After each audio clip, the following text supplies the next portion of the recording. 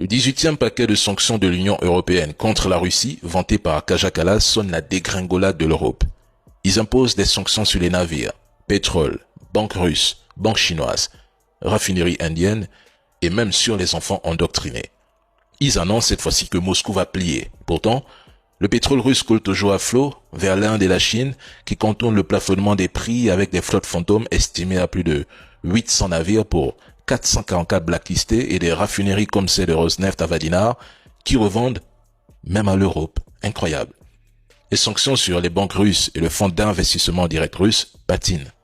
Moscou utilise son système SPFS et des monnaies alternatives comme le yuan, tandis que sanctionner des banques chinoises et poussera Pékin aux représailles sans stopper le commerce. L'industrie militaire russe, boostée par l'Iran et la Corée du Nord, continue de produire malgré les restrictions sur les technologies.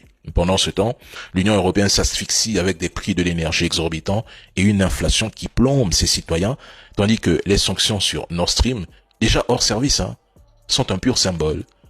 Ce paquet est une illusion de puissance qui ne fait que révéler l'impuissance de l'Europe. Ce 18e paquet est une erreur colossale pour 3 raisons.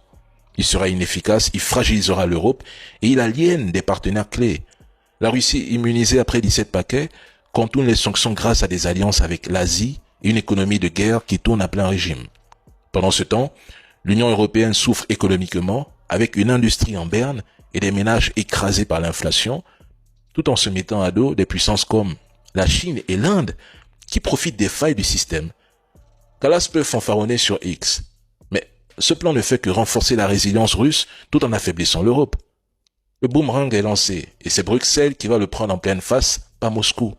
Je suis désolé, ce n'est pas une stratégie. C'est un suicide politique.